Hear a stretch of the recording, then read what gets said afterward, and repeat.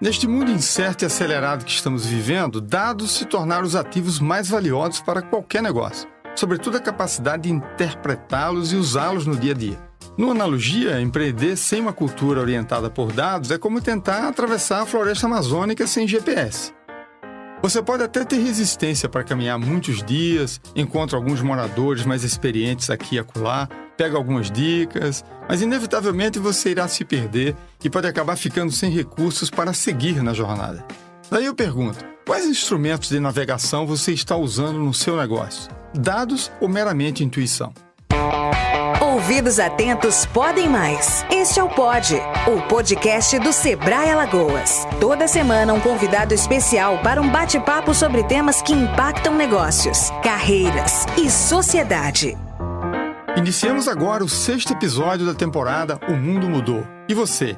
Hoje vamos falar sobre como criar uma cultura baseada em dados nos pequenos negócios num bate-papo com Walter Longo, publicitário, empreendedor digital, palestrante internacional e autor de livros como O Fim da Idade Média e O Início da Idade Mídia e o Marketing e Comunicação na Era Pós-Digital. Olá, Walter, prazer imenso em recebê-lo em nosso podcast, sobretudo pelas contribuições que você pode dar para entendermos essas mudanças que estão ocorrendo no mundo. A nossa discussão hoje gira em torno de dados, a era digital e esse pós-digital que você tem falado. Em síntese, um mundo habilitado por sensores e uma capacidade computacional acelerada que, efetivamente, podem democratizar as oportunidades. Nós sabemos que uma cultura orientada por dados ajuda a todos, sobretudo ao empreendedor, ao empresário, que podem tomar melhores decisões e construir melhores estratégias ao analisar informações concretas da empresa, do mercado e os comportamentos do consumidor. Como é possível implementar essa cultura baseada em dados em um pequeno negócio?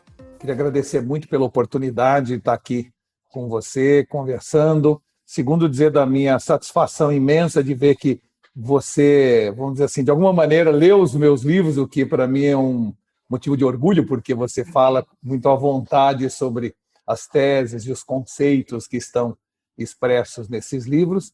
Em terceiro lugar, dizer a você, respondendo sua pergunta, que uma das coisas que mais a gente pode dizer que mudou nesse mundo pós-digital foi a equalização das oportunidades entre grandes empresas e pequenas empresas ou microempresas. Ou seja, uma das coisas mais marcantes desse começo de século, nos últimos 20 anos, foi o que a gente percebeu no momento em que pequenas empresas estão disputando o mercado em pé de igualdade com as grandes. Antigamente, havia um abismo entre uma grande empresa e uma pequena empresa. Por quê? Porque uma grande empresa tinha acesso a dados e a informações que colocavam ela numa posição de vantagem competitiva contra uma pequena. Então, antigamente, eu vou dar apenas um exemplo, vamos dizer assim, ilustrativo. Antigamente, se uma empresa era pequena, a única chance dela, de alguma maneira, ter condições de se expandir, crescer no mercado, era ter a possibilidade de ter acesso a dados, acesso a capital, e era tudo muito difícil. Então, eu me lembro que, e aqui tem um exemplo onde eu moro, aqui em Alphaville, São Paulo, tem uma empresa aqui chamada Brazilian Bikini. Essa empresa hoje exporta para 53 países roupa de moda praia, biquínis e esse tipo de maiôs. E ela, na verdade, é o marido, a mulher e 5 costureiras na casa deles. Ou seja, ele disputa em pé de igualdade com empresas como a Rosa Chá, que é uma grande exportadora de moda praia, em pé de igualdade. Por quê? Porque ele bastou colocar um site em inglês no ar, bastou comprar a palavra-chave no Google de tudo que é referente à praia, a Brasil, a biquíni, e aí alguém de Amsterdã faz o pedido, ele produz o biquíni, põe no Sedex e manda. Isso que eu estou comentando seria impossível há 1 ou 2 décadas atrás. Você tinha que ter registro no Cassex, tinha que ter quantidades mínimas de produção, tinha que participar das feiras que aconteciam no mundo para ter a chance de ter acesso a esse mercado. Ou seja, então a mudança mais radical que existe hoje é a possibilidade de micro e pequenas empresas disputarem em pé de igualdade com as grandes. E, como consequência disso, num mundo que muda o tempo inteiro, A adaptabilidade de uma pequena empresa, a não necessidade de ter estoques, dá a ela uma liberdade de ação muito maior, uma flexibilidade muito maior do que uma empresa grande. Então, se antes empresas pequenas queriam e sonhavam ser grandes, agora são as empresas grandes que gostariam muito de ter a liberdade, a flexibilidade, a adaptabilidade das pequenas. Então, se o Sebrae foi importante nas últimas décadas nesse país, agora ele é mais importante do que nunca, porque agora é o grande momento das micro e pequenas empresas. Por quê? Porque agora houve uma equalização, uma democratização das oportunidades. Mas o que ainda limita as pequenas empresas não é o fato, mas a percepção do fato. Ou seja, a micro e pequena empresa tem uma sensação que ela não pode competir em pé de igualdade, quando ela já pode. E hoje nós vamos falar sobre um dos aspectos mais importantes desta democratização, que é o acesso a dados. E por que o acesso a dados é tão importante? Porque nós estamos numa era onde os resultados de tudo que a gente faz, do marketing, da comercialização, não é?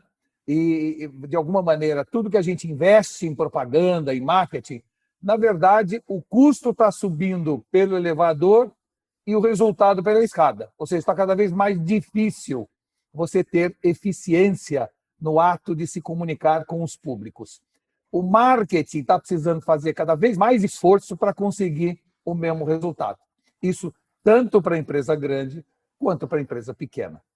E a gente acabou, de alguma maneira, nesse mundo, não apenas pós-pandemia, mas pós-digital, já que isso vem acontecendo há uma década, nós trocamos o mundo da atenção pelo mundo da distração, onde o conceito de audiência, de tiragem, serve cada vez menos para garantir resultado.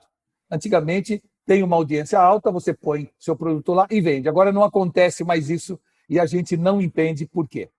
Acontece que o foco dos consumidores ele está cada vez mais pulverizado, multiforme, multitela, multilinguagem, ou seja, a atenção e o engajamento das pessoas é uma matéria-prima cada vez mais escassa.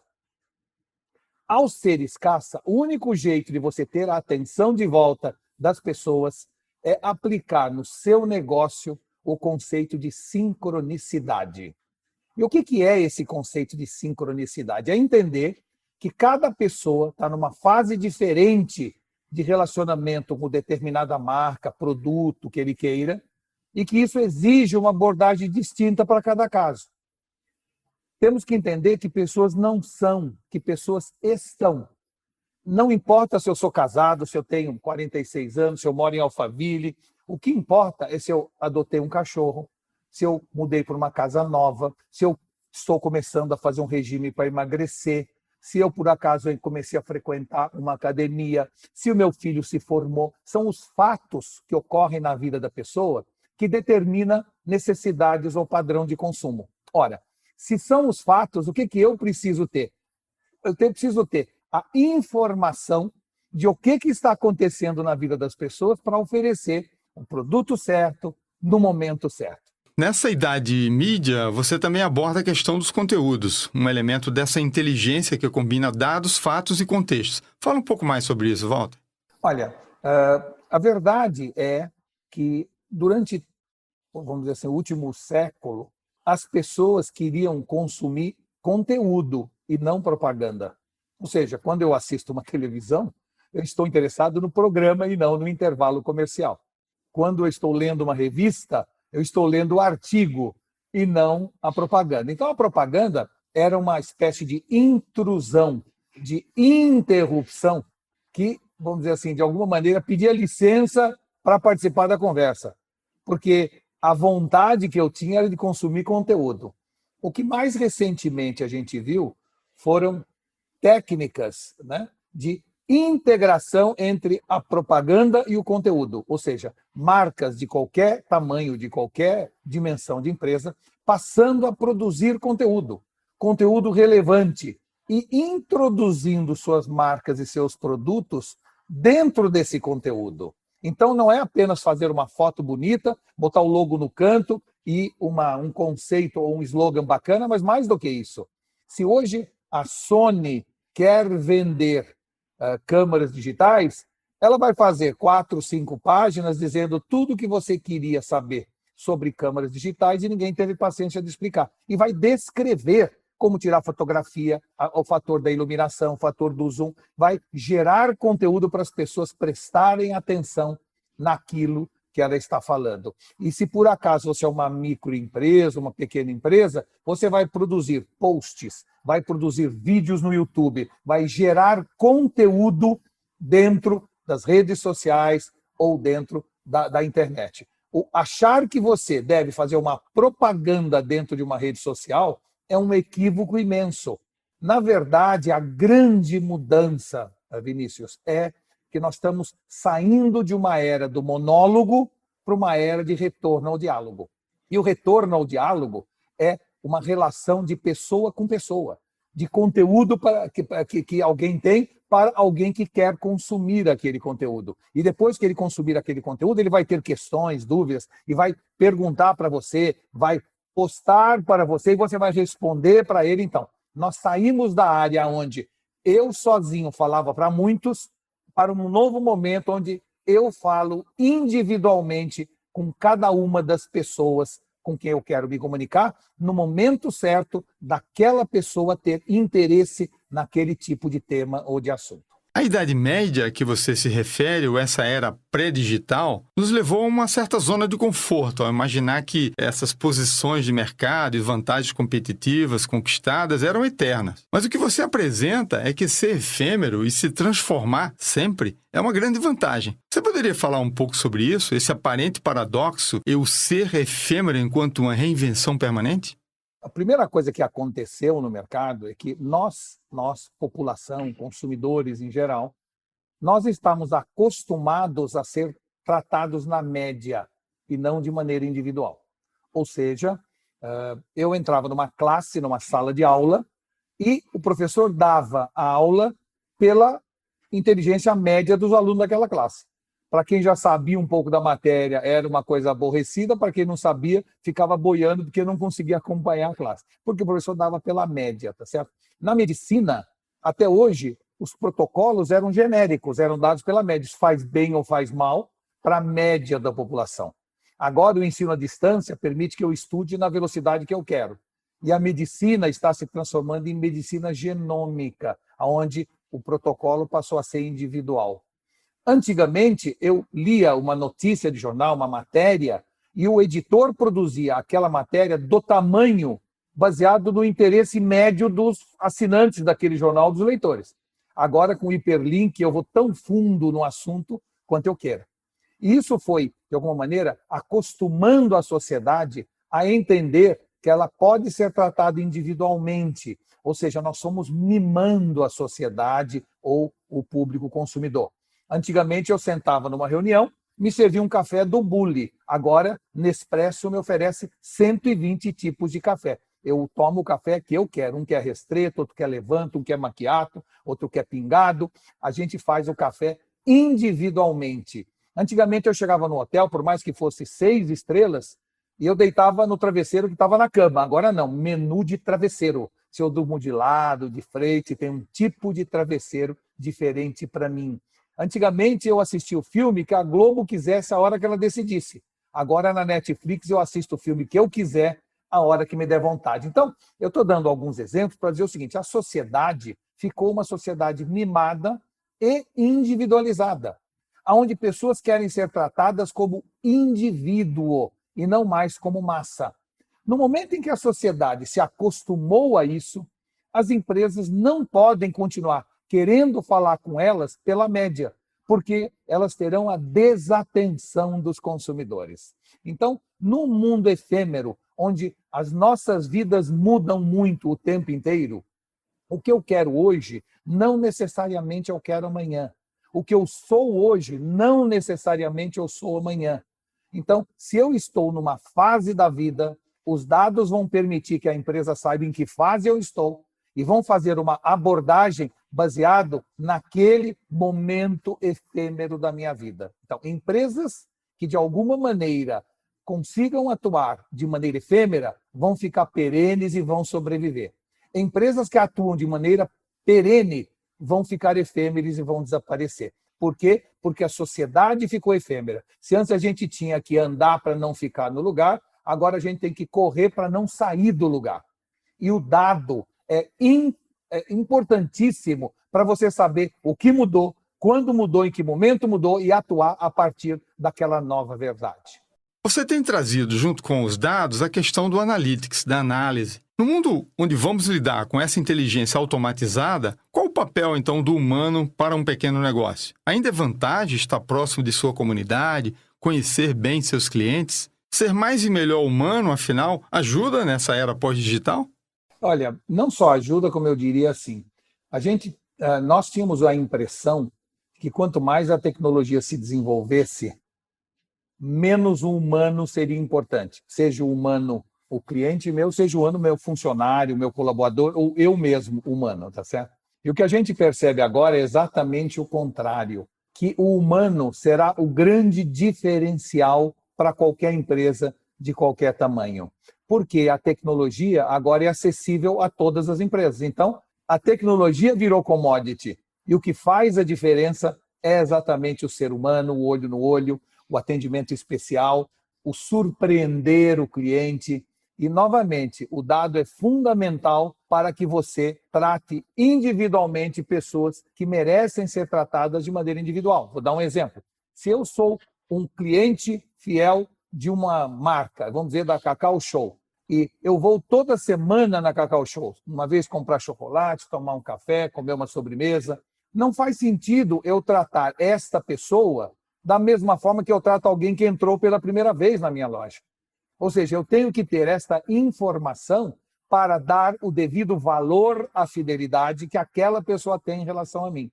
Mais do que isso, se ela por acaso gosta ou comprou nas últimas 3 vezes produtos lactose free ou sugar free, está na cara que quando tiver um lançamento de um produto sugar free e eu ligar para ela, mandar um WhatsApp falando que chegou um novo produto que vai ao encontro do que ele gosta ou consome, aquilo será recebido com uma enorme satisfação de respeito à sua individualidade. E, novamente, o dado é fundamental para isso. Eu preciso ter registrado nos meus dados quem é que entra na minha loja, quando entra, quantas vezes entra, o que compra, o que gosta, qual é a repetição de compra, qual é a data de aniversário da mãe daquela pessoa para fazer uma proposta da compra para dar de presente de aniversário. Ou seja, quanto mais eu conhecer aquele cliente, mais eu vou tratá-lo de acordo como ele merece. E com isso ganho a fidelidade e a preferência. Mas, Walter, nós estamos vivendo um momento de grandes desafios, cercados pelo pessimismo, que desta vez o mundo vai acabar, que tudo vai ser diferente, fala até de um novo normal. Mas você sempre coloca que esses momentos de crise, historicamente, eles ajudaram a reinventar a humanidade, os negócios e até os indivíduos.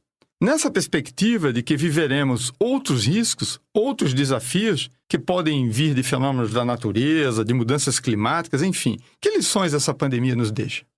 Olha, é muito interessante que uma das coisas que eu fiz na minha vida foi, de alguma maneira, estudar o fenômeno que a sociedade tem de sempre achar que agora vem o pior.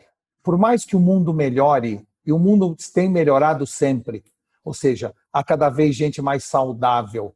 A fome que assolava o mundo agora, claro que ainda existe pessoas com fome, mas estatisticamente caiu dramaticamente o índice de fome e hoje o problema é o contrário, é a obesidade, é a fartura, não é? Se a gente pensar em termos de longevidade, cada vez mais as pessoas estão vivendo mais, as crianças estão morrendo menos estatisticamente quando nascem, ou seja, se a gente olhar o volume de guerras está cada vez menor, por mais que para nós do Brasil estejamos num momento às vezes de violência, cada vez no mundo tem menos assassinato, menos estupro, ou seja, a sociedade está mais tolerante com as minorias. Então, a sociedade está melhorando. E se a gente olhar nos últimos 100 anos, em qualquer aspecto, estatisticamente, numericamente, a sociedade vem melhorando. Mas a gente continua com a sensação que ela está piorando. Por alguma razão, a sensação que a gente tem é de que as coisas estão pior. E mais do que isso, a sensação de que quando surge um problema, a gente não vê mais solução. Se fala, agora complicou de vez. E sempre, mais para frente, quando a gente olha para trás, a gente vê que havia uma solução.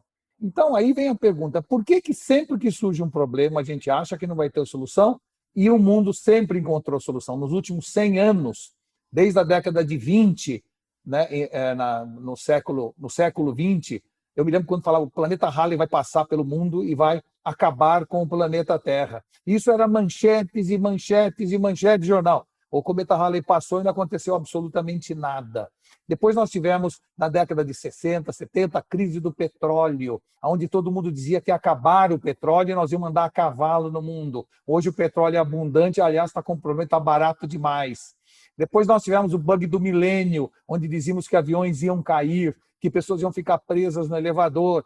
Não aconteceu absolutamente nada. Depois nós tivemos que o ebola ia acabar com a África. Teve sim um surto, morreram pessoas, é um assunto sério, mas não acabou com a África. Depois nós falamos que a vaca louca ia matar metade da população na Inglaterra. A vaca louca teve um problema, imediatamente resolveram o problema. Depois nós temos que em São Paulo as pessoas tinham que fazer xixi no banco, que ia acabar a água em São Paulo. E, novamente, pouco depois a gente... Então, eu sou capaz de dar 100 exemplos a você de visões e de manchetes que a mídia gera, dizendo que agora não tem jeito e sempre se encontra um jeito. Então, a pergunta que fica é, por que a gente não vê uma solução antes do problema? A razão é óbvia e é acassiana, porque uma solução sempre vem depois que o problema passa a existir. Porque se houver uma solução antes do problema, o problema não acontece. Então, sempre que surge um problema, a gente tem que entender que a solução só virá depois dele. E, portanto, vamos trabalhar para que a solução aconteça no menor prazo possível. Vacinas que demoravam 10 anos vão demorar 1 ano para ser feito. E é isso que move o mundo para frente. 2 coisas, a velocidade da tecnologia nos ajudando a resolver problemas e a visão ou antevisão otimista de que nós vamos resolver.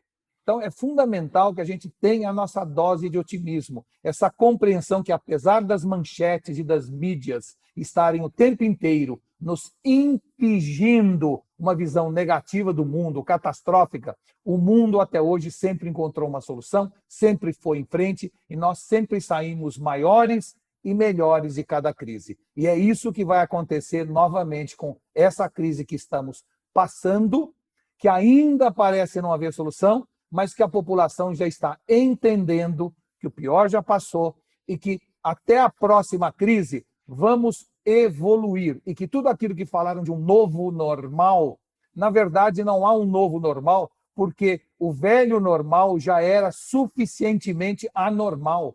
Nós já estávamos evoluindo em todas essas direções, na direção do ensino à distância, da compra online. Tudo isso que agora foi acelerado já vinha acontecendo. O que nós fizemos agora durante 6 meses foi um grande test drive global de um monte de coisa que já existia, que já estava aí, e que muitas pessoas já vinham usando e que agora aumentou e acelerou o número de pessoas que passaram a usar. Mas não há um novo normal. O mundo sai desse momento com reflexões, com aprendizados, com uma visão de que não adianta eu ter exército, marinha e aeronáutica aquartelados, esperando uma nova guerra, se eu não tiver também uma 4ª força de paz, o exército da vida de médicos, sanitaristas, esperando a próxima guerra da próxima pandemia. Então, a gente vai aprender com esta pandemia, mas não vamos achar que é o fim do mundo e nem que é a última, virão outras. E nós devemos, no fundo, nos preparar para o futuro. Muito obrigado, Walter. Falar contigo é sempre um prazer. Muito bom a gente fechar com essa perspectiva mais otimista de que as crises abrem oportunidades e permitem que a gente se reinvente. Sobretudo porque estamos vivendo uma era de maior agilidade, de maior aceleração e de aprendizagem contínua. Estou absolutamente às suas ordens, Vinícius. Você, além de ser uma pessoa que eu admiro muito, eu considero um grande amigo. Então, quando quiser conversar novamente, vamos fazer isso sim. E eu queria deixar como resultado, ou como resposta final dessa nossa conversa, o seguinte: existe um tripé no qual qualquer negócio tem que estar baseado daqui para frente. Esse tripé é entender que o mundo exige cada vez mais simplicidade de produtos e de serviços, flexibilidade dos processos e individualidade das relações. Ou seja, nós devemos ter produtos ou serviços cada vez mais fáceis de serem consumidos, de serem compreendidos, de serem acessados, flexibilidade de adaptarmos a forma como a gente entrega ou distribui esse produto para o público final, porque tem gente que compra na loja e retira na loja, tem gente que compra no site e retira na loja, tem gente que compra na loja e vai retirar e vai receber em casa, ou seja, flexibilidade dos processos de chegar até o público e individualidade das relações. Entender que pessoas não são, pessoas estão. Então, toda empresa que tiver a capacidade de ter simplicidade de produtos ou serviços, flexibilidade de processo e individualidade nas relações, sairá vitorioso daqui para frente nesse mundo cada vez mais pós-digital.